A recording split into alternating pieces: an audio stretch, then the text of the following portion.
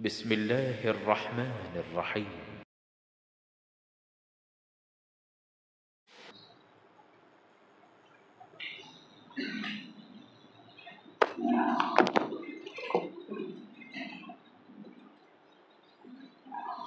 السلام عليكم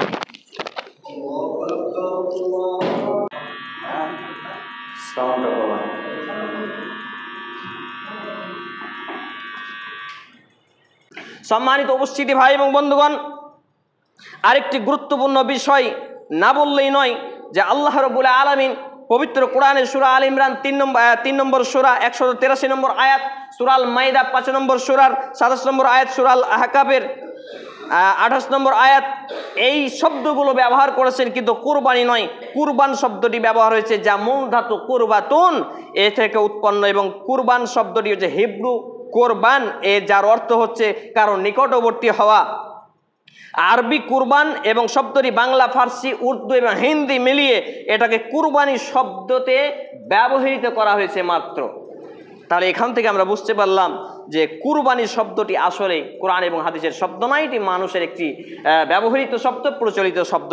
এবং কুরবানি প্রসঙ্গে আল্লাহ রাব্বুল আলামিন যেসব আয়াতে কারিমাতে নিদর্শন দিয়েছেন তার মধ্যে একটি গুরুত্বপূর্ণ আয়াত রয়েছে, আমরা জেনে নিব। সূরা আল বাকারা 2 নম্বর সূরা 196 নম্বর আয়াত, সূরা আল মাইদা 5 নম্বর সূরা 2 নম্বর আয়াত, এবং 95-97 নম্বর আয়াত সূরা আল হজ আয়াত 22 নম্বর সূরা 27 থেকে 37 নম্বর আয়াত। আর 37 নম্বর আয়াতটা এত গুরুত্বপূর্ণ, আল্লাহ রাব্বুল আলামিন জানিয়েছেন যে তুমি জানিয়ে দাও যে তোমার কুরবানির পশুর রক্ত, মাংস, চামড়া আল্লাহর নিকট গ্রহণযোগ্য নয়, পৌঁছায় না, বরঞ্চ পৌঁছায় তোমাদের তাকওয়া।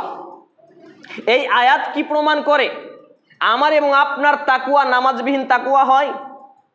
অনেক ব্যক্তি বলে, মৌলভী সাহেব নামাজ পড়ি না, ঠিক আছে, আমার ঈমানটা খুব ভালো, নামাজি ওই লোকটা অমুক, নামাজি ওই লোকটা তমুক। আরে বেটা, যে লোক নামাজি পড়ে না তার ঈমানই নেই, সে বেঈমান। কোরআন এবং হাদিস যারা জানেন, কোরআন এবং হাদিস যারা পড়েন, তাদেরকে জিজ্ঞেস করেন, যদি আমার বাপও বেনামাজি অবস্থায় মারা যায়, আমি হাবিবুল্লাহ তার জানাজায় যাব না? আমার মা আজকে 39 মাস হলো মারা গেছেন, মা জীবদ্দশায় বলেছিলাম, মা যদি তুমি বেনামাজি অবস্থায় মারা যাও, আমি তোমার সন্তান, কিন্তু আমি তোমার জানাজায় যাব না, তবে মাটি দেওয়ার সময় 3 মুঠো মাটি দিয়ে চলে আসবো। আলহামদুলিল্লাহ, আল্লাহ তাআলা তাকে নামাজের উপরেই নিয়ে গেছেন। আল্লাহ রাব্বুল আলামিন তাকে জান্নাতুল ফেরদাউস নসিব করুন, আমরা বলি আল্লাহুম্মা আমিন। এটা হচ্ছে কৌশল। আমার নিজের স্ত্রী যদি বেনামাজি অবস্থায় মারা যায়, আমি সেই স্ত্রীর জানাজায় যাব না। আমার ছেলে মেয়ে যদি বেনামাজি অবস্থায় মারা যায়, আমি সেই ছেলে মেয়ের জানাজা পড়াবো না। এটা এইরকম একজন বীর পুরুষের মতো ইমানদার তৈরি হতে হবে। কিন্তু যদি আপনার ছেলে, আপনার বংশের কোনো লুচ্চা লাফাঙ্গা, চোর, বাটপার, খনি, বেনামাজি, সন্ত্রাসীও মারা যায়, আর তার জানাজায় যদি মসজিদের ইমাম না যায়, তার কলার ধরে আপনি নিয়ে যান। আমি এই সব ইমামদেরকে বলি, ওই সব মসজিদের লোকেদেরকে লাথি মেরে আপনি এই ব্যবসা ছেড়ে দেন, এই ইমামতি ছেড়ে দেন, আপনি ব্যবসা করুন, কাপড়ের ব্যবসা করুন, আরও কিছু করুন, আল্লাহ আপনাকে আরও উন্নত জায়গায় পৌঁছে দেবেন, বরকত দেবেন।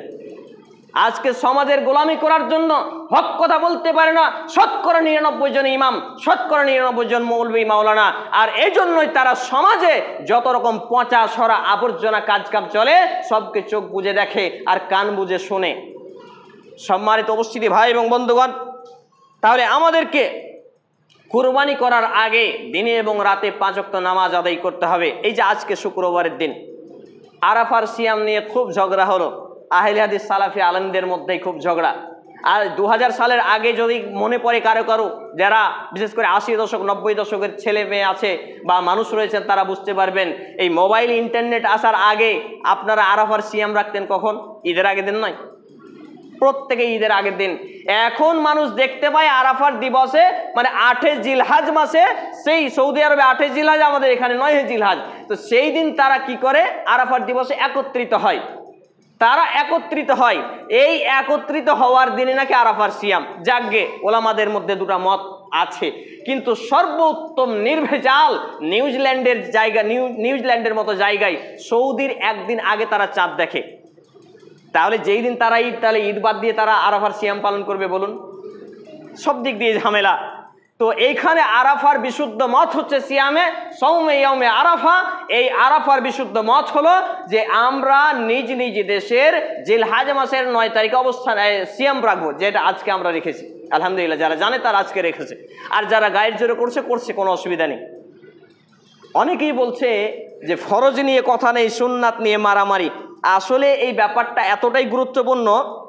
একজন সাহাবী রাদিয়াল্লাহু তাআলা আনহুম আজমাইন তিনি বলছেন যে এই আরাফার সিয়াম সম্পর্কে আবু কাতাদা রাদিয়াল্লাহু তাআলা আনহু, হাদিস নাম্বার সহিহ মুসলিমের 2636 ক্রমিক নম্বরে হাদিসটি বর্ণিত হয়েছে যে আল্লাহর নবী মুহাম্মদুর রাসূলুল্লাহ বলি সাল্লাল্লাহু আলাইহি ওয়াসাল্লাম বলেছেন যে কেউ যদি সওমে ইয়াউমে আরাফার দিনের সিয়াম পালন করে, সওম রাখে, সেই ব্যক্তির আগের 1 বছর, পরের 1 বছর, 2 বছর, অর্থাৎ 730 দিন, 350 হচ্ছে 700, আর এইদিকে 15 দুগুণে 30, তাহলে 730 দিনের গুনাহ খাতাকে আল্লাহ রাব্বুল আলামিন মাফ করে দেবেন, বলি সুবহানাল্লাহ।